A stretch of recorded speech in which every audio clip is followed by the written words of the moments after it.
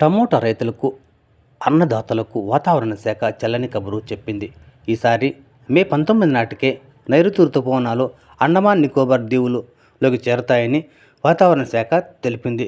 అంటే ఇప్పుడు తీసుకుంటే 14వ తేదీ అయితే కేవలం 4 రోజుల నుంచి 5 రోజుల్లోనే ఈ నైరుతి రుతుపవనాలు అండమాన్ నికోబార్ దీవులు బంగాళాఖాతంకు చేరే అవకాశం అయితే ఉంది. దీంతో ఈ ఏడాది మే నాటికే వర్షాలు కురిసే అవకాశము స్పష్టంగా కనిపిస్తుంది. గత ఏడాదితో పోలిస్తే నెల ముందుగానే ఈసారి నైరుతి రుతుపవనాలు ప్రారంభమవుతాయని వాతావరణ శాఖ తెలిపింది.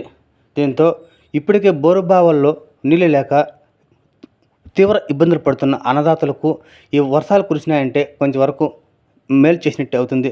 అయితే వర్షాలు లేకపోవడంతో రాయలసీమ ప్రాంతమైన అనంతపురం, చిత్తూరు, అన్నమయ్య జిల్లాల్లో టమోటా నాట్లపైన రైతులు ఆసక్తి చూపించట్లేదు. ఇకనా వర్షాలు పడితేనా బోరుబావులకు వాటర్ రావడంతో టమాటా సాగుపైన ఆ ఆసక్తి పెరిగే అవకాశం అయితే ఖచ్చితంగా కనిపిస్తుంది. ఎందుకంటే ప్రస్తుతం అయితే అనంతపురంలోని కదిరి, తాడిపత్రి, హిందూపూర్, కళ్యాణదుర్గం, రాయదుర్గం ప్రాంతంతో పాటు అన్నమయ్య జిల్లాలోని రాయచోటి, పీలేరు, కలకడ, గుర్రంకొండ, అంగల్ ఈ ప్రాంతంలో కూడా బోరుబావుల్లో నీళ్లు లేకపోవడంతో టమాటాపై రైతులు ఆసక్తి చూపించడం లేదు. వర్షాలు కురిస్తే పెరిగే అవకాశం కనిపిస్తుంది.